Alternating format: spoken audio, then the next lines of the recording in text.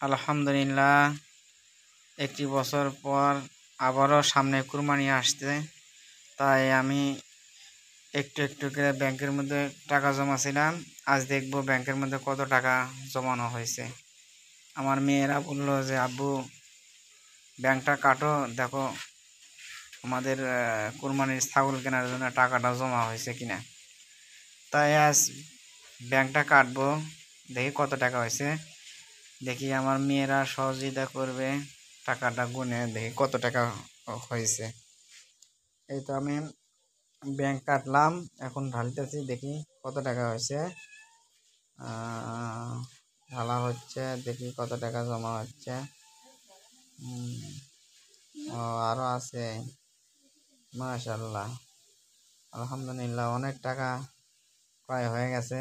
100 টাকার নোটও রাখছি, 200 টাকার নোট রাখছি, 1000 টাকার নোট রাখছি এবং 500 টাকার নোটও রাখছি। দেখি মাশাআল্লাহ অনেক হবে। আল্লাহ পাক মনে হয় একটা খাসি কেনার মতো তৌফিক দান করবে ইনশাআল্লাহ। দেখি টাকাগুলা গুছ করে কত টাকা হয়েছে।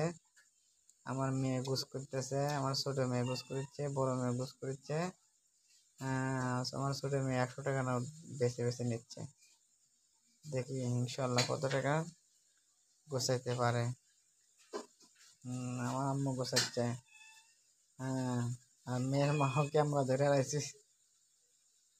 দেখি ইনশাআল্লাহ কত টাকা হয়। প্রায় গোছানো শেষের মধ্যে। এই টাকাটা তিল তিল করে জমা আছে ইনশাল্লাহ। পিওর, একবারে পিওর টাকা। 100 টাকা, 50 টাকা, 500 টাকা রাখছি। এই টাকা এভাবে রাখলে আপনারা কুরবানি দিতে পারবেন। অবশ্যই যারা একলা দিতে চান তারা পারবেন। আমার প্রায় 16,000 টাকা জমানো হয়েছে। এই 16,000 টাকা হলে ইনশাল্লাহ একটা খাসি কেনার মতো তৌফিক হয়ে যাবে। আপনারাও এইভাবে 50 টাকা, 100 টাকা করে জোগাবেন, তাহলে ইনশাল্লাহ আপনারা প্রতি বছরেই কুরবানি দিতে পারবেন। ধন্যবাদ সবাইকে, ভিডিওটা শেয়ার করে দেবেন ইনশাল্লাহ।